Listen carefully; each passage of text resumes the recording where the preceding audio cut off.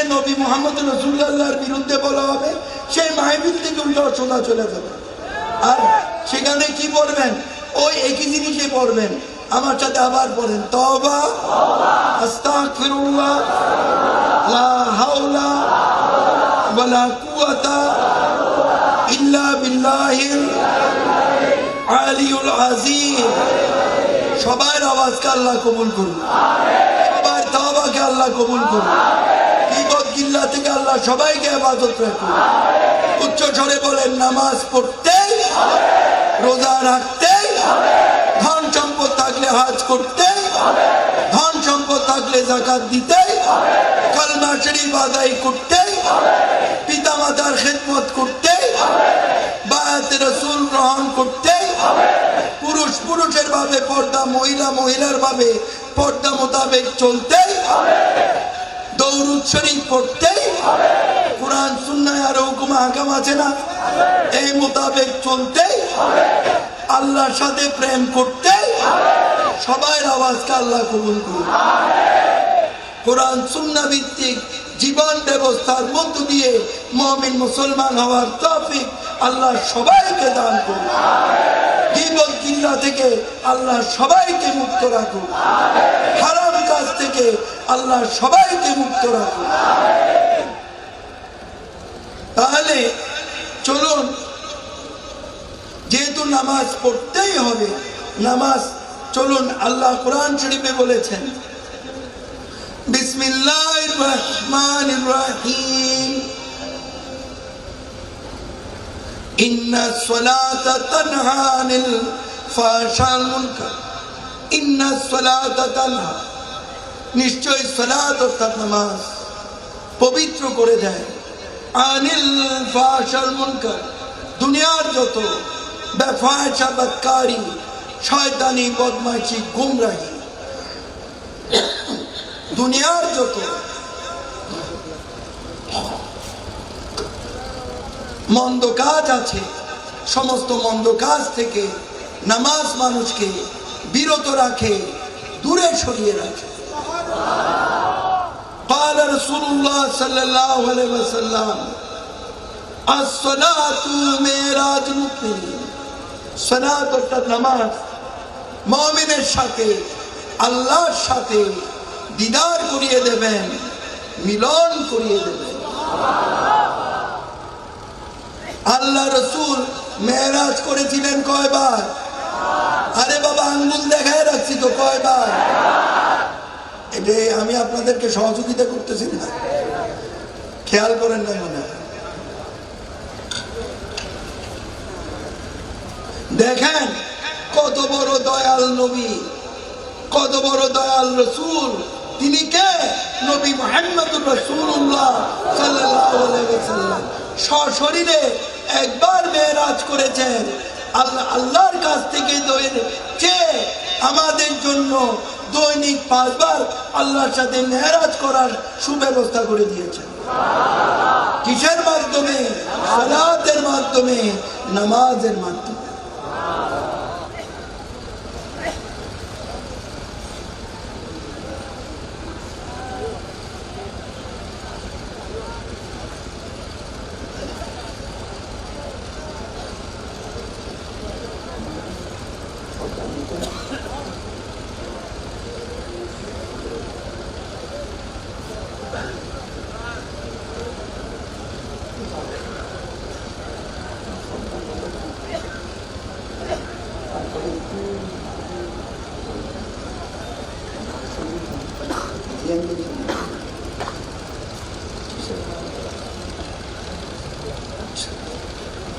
কয়বার মেরাজ করেছেন? একবার। আমাদের জন্য এনেছে কয়বার মেরাজ? দৈনিক কয়বার? চিন্তা করে দেখেন, নামাজ কত বড় একটা নিয়ামত, রহমত স্বরূপ আল্লাহ আমাদের জন্য দান করেছেন। তাই প্রত্যেকেই আপনারা সালাত আদায় করবেন, নামাজ আদায় করবেন। কথা বুঝতে পেরেছেন? আল্লাহ বলেছেন ফজরের সালাত আদায় করে, ফজরের নামাজ আদায় করে আমার বয়ান শুধু পুরুষের জন্য নাকি পুরুষ মহিলা সবার জন্য? এই যে বয়ানটা করেছি এটা কি সবার জন্য নাকি শুধু পুরুষের জন্য? কোরআন সুন্নাহ এসেছে সবার জন্য না। নামাজ পড়া পুরুষের জন্য যেমন ফরজ, মহিলার জন্য ফরজ। রোজা রাখা যেমন পুরুষের জন্য ফরজ, মহিলার জন্য ফরজ। কথা বুঝতে পেরেছেন? যেটা আমি বলছিলাম সেদিকে লক্ষ্য করে, তাহলে আল্লাহর সাথে এই যে সালাতের মাধ্যমে আল্লাহর সাথে মেরাজ হয়েছে, ও ফজরের নামাজ, এটা বলছিলাম না? আল্লাহ বলেছেন ফজরের সালাত আদায় করে, নামাজ আদায় করে রিজিকের অন্বেষণে বের হয়ে যাও। কথা বুঝতে পেরেছেন? রিজিকের অন্বেষণে কি হয়ে যাও, তার মানে আয় রোজগার করো। ভিক্ষা করতে বলেছেন আল্লাহ? যার শরীর ভালো, স্বাস্থ্য ভালো, অনেকেই ভিক্ষা করে না, করে না? এদের ভিক্ষা নেওয়া উচিত না, এদেরকে ভিক্ষা দেওয়া উচিত না। যারা দৃষ্টি প্রতিবন্ধী, দৃষ্টি প্রতিবন্ধী বুঝেন কি? মাশাআল্লাহ, এই তো বুঝেছেন। আমি ওই অন্ধ বললে যা ওনারা কষ্ট পায়, তো তা আমি দৃষ্টি প্রতিবন্ধী বলি। অন্ধ বললে একটু কষ্ট লাগে না? খোড়া বললে একটু কষ্ট লাগে না? হ্যাঁ, তাই বলতে হবে শারীরিক প্রতিবন্ধী। কি বলবেন? খোড়া এই বেটা ল্যাঙ্গাইয়ে, তুই তো গোসান হইবি বেটা, তুই দেখো রায় ল্যাঙ্গা, তারপর আর ল্যাঙ্গাইয়ে হল। তাহলে ইসলাম এটা হচ্ছে আদর্শ। কি বলে? তাহলে একটু ঘুরাইয়া বললেই হয় দৃষ্টি প্রতিবন্ধী, শারীরিক প্রতিবন্ধী। কি বলে? এটা বললে চলে না? একেবারে ল্যাঙ্গাইয়া ফোন করিব, খানাইয়া ফোন করিব, এলে ফোনের দরকার আছে না? এবার বুঝে গেছেন সবাই? যারা এক কথায় শারীরিক প্রতিবন্ধী, দৃষ্টি প্রতিবন্ধী, তাদেরকে অবশ্যই যদি কিছু চায়, আপনাদের যদি সামর্থ্য থাকে অবশ্যই তাকে দান করবে। আর সামর্থ্য না থাকলে প্রয়োজন নেই। কথা বুঝতে পেরেছেন? কিন্তু সামর্থ্য থাকলে দিবেন। কিন্তু সুস্থ সবল লোক, এরকম লোককে ভিক্ষা দিতে আল্লাহও নিষেধ করেছেন, আল্লাহ রসুলও নিষেধ করেছেন। এদেরকে যদি ভিক্ষা দিয়ে অভ্যাস খারাপ করেন, সওয়াবের জায়গায় গুনাহগার হয়ে যাবে। এটা এই বিষয়টা জানার প্রয়োজন আছে কি না? এবার বুঝে গেছে? তাহলে লক্ষ্য করতে হবে প্রত্যেকটা বিষয়ের উপর ইসলামের আইন নিহিত রয়েছে, কোরআন সুন্নাহর আইন নিহিত রয়েছে। জানার প্রয়োজন ছিল কি ছিল না? ভিক্ষা কাকে দিবেন কি দিবেন না জানার প্রয়োজন ছিল কি ছিল না? তাহলে দেখতে হবে সে ইনকাম করতে শারীরিক অক্ষম কিনা। কথা বুঝতে পেরেছেন?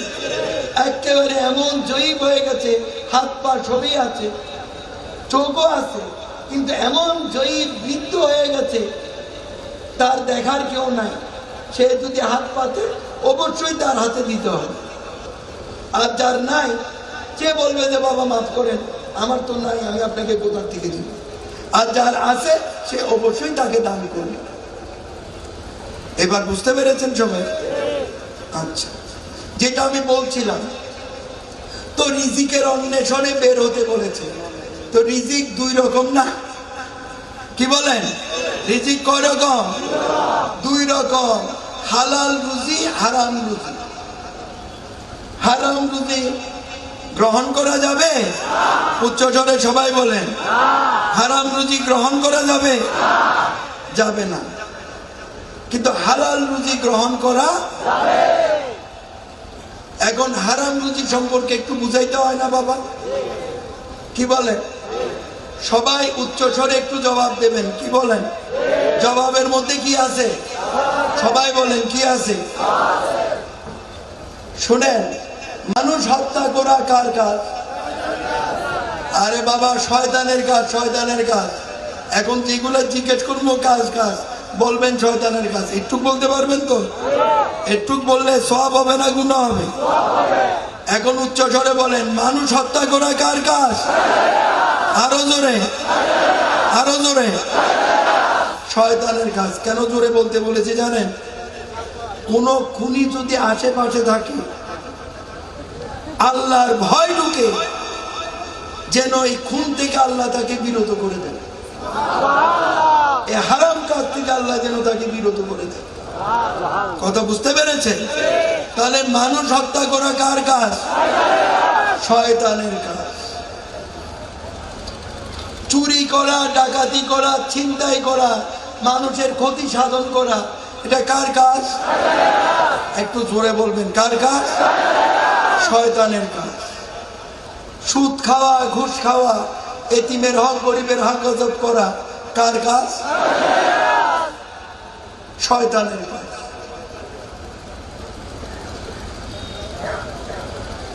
ঠিক আছে, নেশা জাতীয় দ্রব্য গ্রহণ করা যেমন হারাম, খাওয়া বা পান করা যেমন হারাম, অনুরূপ ভাবে ব্যবসা বাণিজ্য করাও কি? এটা কার কাজ? এত আওয়াজ দুর্বল হয়েছে কেন বলো? কার কাজ? শয়তানের কাজ। এটা বললে আল্লাহ খুশি হবে না বেজার হবে? খুশি হবে। শুনেন, আমি কিছুক্ষণ আগেই বলেছি, আমি 17 বছর বয়স থেকে কোরআন সুন্নাহর বয়ান করি। তার আগ থেকে আমি বয়ানের মধ্যেও বলেছি, মাইজবান্ডার শরীফও বসে বসেও মানুষকে সাবধান করেছি, বলেছি মদ গাঁজা খাওয়া হারাম, মদ গাঁজা খাওয়া হারাম।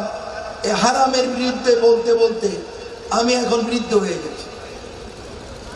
যেটা একটা আখেরি জামানা, এই জামানার শানে আল্লাহ রসুল বলেছেন, জ্বলন্ত অগ্নি কয়লা হাতের তালুতে রাখা যেমন দুষ্কর ব্যাপার, আখেরি জামানায় এসে আমার উম্মতদের ঈমান রক্ষা করাও তেমন দুষ্কর হয়ে দাঁড়াবে। কথা বুঝতে পেরেছে? সেই ঈমান লুণ্ঠনের জমানায় আমরা চলে এসেছি না? এখন মুমিনের ভাগ কমবে, মুনাফিকের ভাগ বাড়বে। কি বলে? যেহেতু দুনিয়াটা আস্তে আস্তে কিয়ামতের দিকে আগাচ্ছে। কথা বুঝতে পেরেছে? তাহলে লক্ষ্য করে দেখেন, এই জামানায় মদ গাঁজা খাওয়া হারাম বলতে বলতে এখন অনেক বৈজ্ঞানিক মেডিসিন তৈরি করেছে না? আরে বাবা, আপনারা ওষুধ খান না? খান তো? এগুলোর ইংরেজিতে মেডিসিন বলে নাকি? কি বলে? অসুখ হলে ডাক্তারের কাছে যান না? পরীক্ষা নিরীক্ষা করে ঔষধ দেয় না? ঔষধ খান না? সেই ঔষধের উসিলায় আল্লাহ শাফা দান করে না নাকি করে না? করে তো। এইটা বলতে এত কৃপণ থাকেন। তো লক্ষ্য করে দেখেন তো, ভালো ঔষধও বের করেছে, আবার অসাধু সায়েন্টিস্ট, অনেক অসাধু সায়েন্টিস্ট ট্যাবলেট আকারে, পাউডার আকারে, লিকুইড ফর্মে নেশা জাতীয় দ্রব্য তৈরি করেছে। এই যে পাউডার জাতীয় দ্রব্য, এটার নাম কি? আরে জোরে বলেন না। কি? হিরোইন। আবার একটা ট্যাবলেট বাইর হয়েছে শুনি, এটার নাম কি? ইয়াবা। আবার এই যে শুনি বোতলের মধ্যে কি বলে পাওয়া যায়, এটারই কি বলে? ওষুধ আকারে। কি? ফেন্সিডেল। আচ্ছা ঠিক আছে, ইয়াবা হোক, হিরোইন হোক, ফেন্সিডেল হোক, মদ হোক, গাঁজা হোক, এর বাইরেও যদি কোনো নেশা জাতীয় দ্রব্য আল্লাহ দুনিয়ায় থেকে থাকে, যত রকমের নেশা জাতীয় দ্রব্য আছে, আমরা যারা মুসলমান, ইসলাম ধর্মের অনুসারী, আমাদের জন্য এটা বিলকুল হারাম। ব্যবসাও করা যাবে না, খাওয়া বা পান করাও যাবে, ইভেন কি ছোঁয়া যাবে না, ছোঁয়া হারাম। এখন বলতে পারেন যে হুজুর ছুঁইলে আবার হারাম হবে কেন? খাইলামই তো। যখন ছুঁইবেন তখন শয়তান অন্তরের ভিতরে ঢুকে বলবে সুইচ যখন খাইয়েই দেখ না, সমস্যা হয়ে যাবে না? হবে কি হবে না? শয়তান এসে প্ররোচনা দিতে পারে না, পারে কি পারে না? যার জন্য ছোঁয়া হারাম, খাওয়াও যাবে না, ছোঁয়াও যাবে না, এটা বিলকুল হারাম।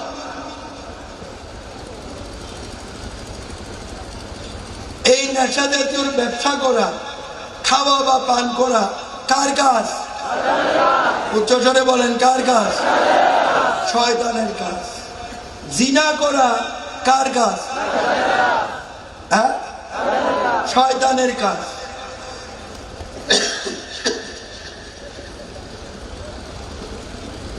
আমি একটু আপনাদের বুঝিয়ে দিচ্ছি।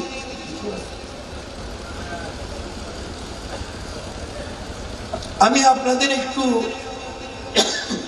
বুঝিয়ে দিচ্ছি।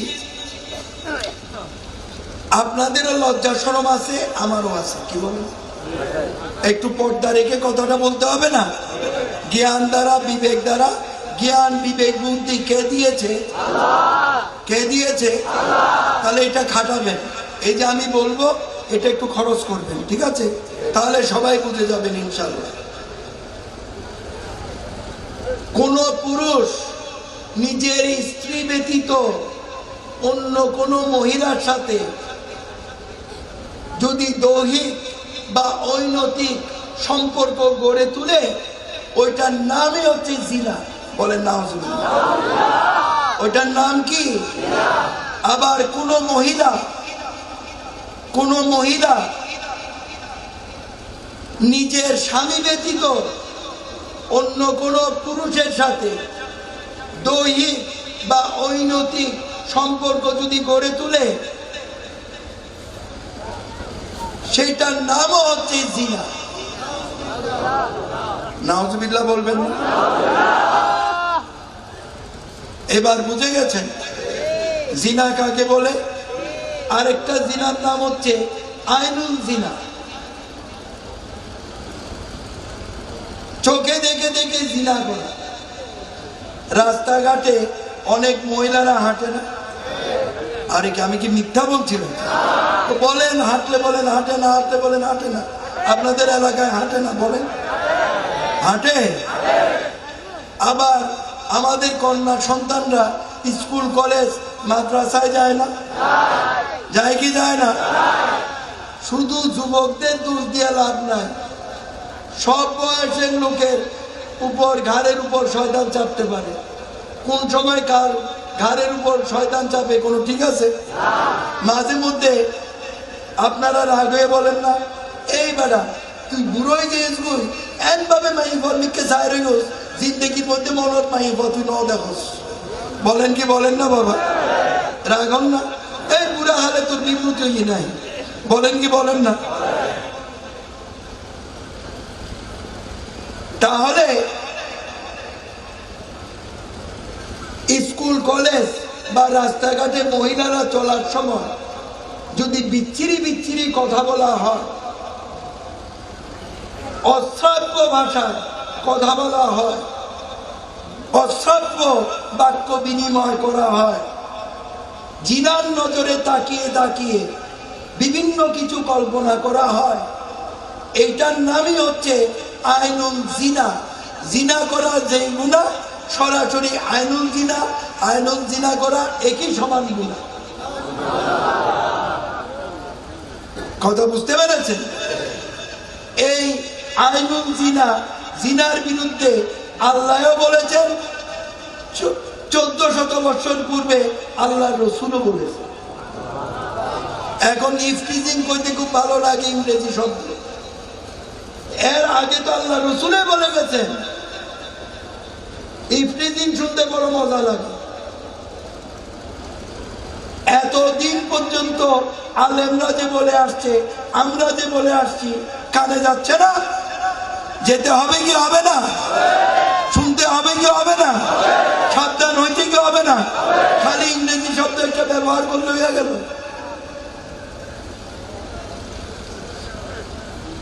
তাহলে বাংলায় ব্যবহার করেন, উত্তপ্ত বাক্য বিনিময়, এটা করলেন। এবার বুঝতে পেরেছেন সবাই? আপনারা জিনার পক্ষে না জিনার বিরুদ্ধে? উচ্চ জোরে বলেন, জিনার পক্ষে না বিরুদ্ধে? শুধু জিনা না, সমস্ত অন্যায় কাজের পক্ষে না বিরুদ্ধে? বিরুদ্ধে। সবার আওয়াজকে আল্লাহ কবুল করুন। সমস্ত রকম পাপ কাজ থেকে বিরত রেখে কোরআন সুন্নাহমুখী করে আল্লাহমুখী হওয়ার তৌফিক আল্লাহ সবাইকে দান করুন। রাসূলমুখী হওয়ার তৌফিক আল্লাহ সবাইকে দান করুন। ঈমানী জীবন যাপন করার তৌফিক আল্লাহ সবাইকে দান করুন। একরকম অসাধু ব্যবসায়ী খাদ্যদ্রব্যের মধ্যে ভেজাল মিশায় না? মিশায় কি মিশায় না? অনেক সময় খাদ্যদ্রব্যের মধ্যে রাসায়নিক দ্রব্য মিশায়। খাদ্যের মধ্যে ভিটামিন আছে, প্রোটিন আছে, বিভিন্ন রকমের গুণাগুণ আছে না? আছে কি নাই? আল্লাহ দিয়ে দিয়েছে না, যেহেতু আমাদের শরীর স্বাস্থ্য ভালো রাখে। আল্লাহ দিয়ে দিয়েছেন না? দিয়েছেন তো? তাহলে লক্ষ্য করে দেখুন, এই যে এত নাজ ও নিয়ামত দিয়েছেন, কেন? শরীর ভালো রাখতে। এখন অসাধু ব্যবসায়ী হারাম ইনকামের জন্য দেয় খাদ্যদ্রব্যের মধ্যে ভেজাল মিশায়। তো যখন আমরা খাদ্য গ্রহণ করি, আল্লাহ যে গুণাগুণ দিয়েছেন সেটা আমাদের শরীরের মধ্যে থেকে যায়, আর যেটা প্রয়োজন নাই এটা মলমূত্র আকারে, বর্জ্য আকারে আল্লাহ আমাদের শরীর থেকে বের করে দেন। সুবহানাল্লাহ বলবেন না? এটা আল্লাহর কুদরত না? আল্লাহ যে বের করে দেন, এটা আল্লাহর কুদরত না?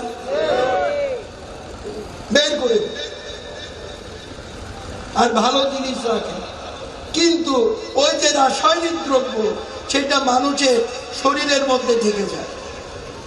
ভেজাল খেতে খেতে রাসায়নিক দ্রব্যের মাত্রা যখন শরীরের মধ্যে বেড়ে যায়, তখন ক্যান্সার থেকে শুরু করে বিভিন্ন রকমের দুরারোগ্য ব্যাধিতে আল্লাহর বান্দারা অসুস্থ হয়ে ধুকে ধুকে মরে। এরা এক ধরনের খুনি না? যারা ভেজাল মিঠাই, এরা এক ধরনের খুনি না? এদের কি আল্লাহ ছেড়ে দেবে? ছেড়ে দেবে?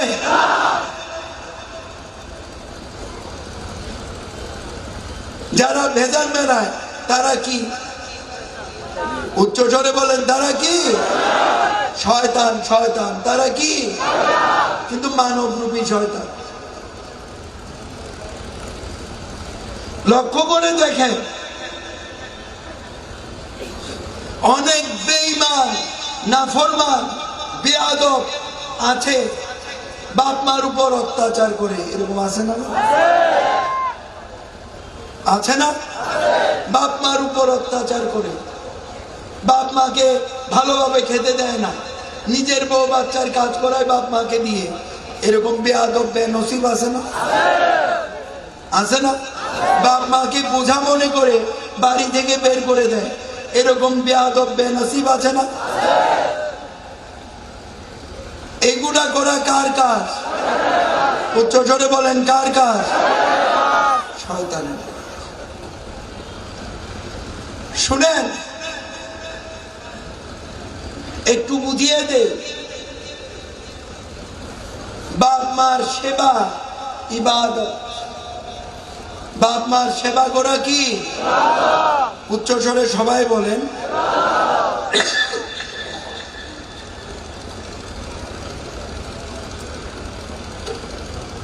বাপ মার সেবা করা কি?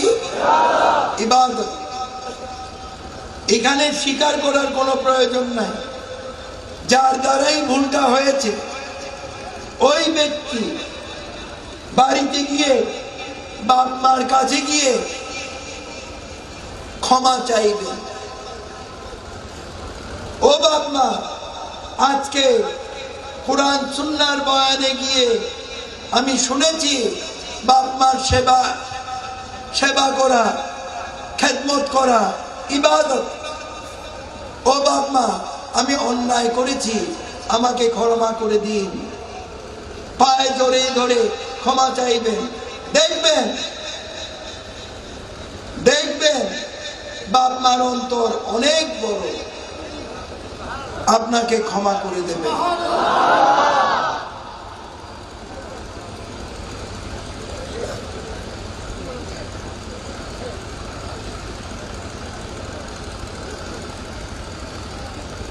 বাপ মাকে বাড়ি থেকে বের করে দিয়েছে, কালকেই খুঁজতে বের হয়ে যাবে কোথায় আছে বাপ মা,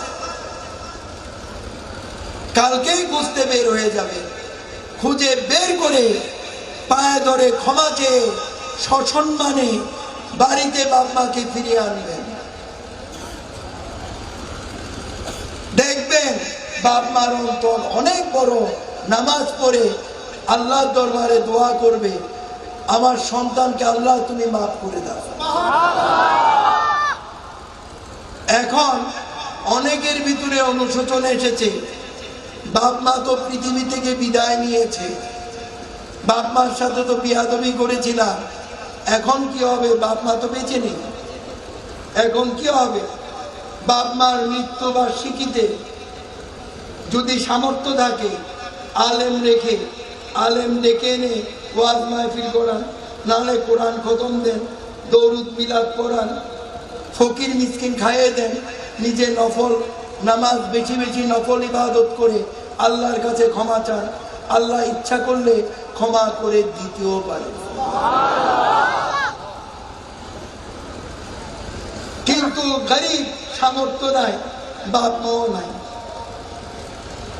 ঠিক আছে, সামর্থ্য নাই, টাকা পয়সা খরচ করতে পারবেন না, ফকির মিসকিন খাওয়াতে পারবেন না, আলেম সাহেব দেখে ওয়াজ মাহফিল দিতে পারবেন না, হাফেজ সাহেব দেখে কোরআন খতম দিতে পারবেন না, যেহেতু সামর্থ্য নাই, দরকার নেই।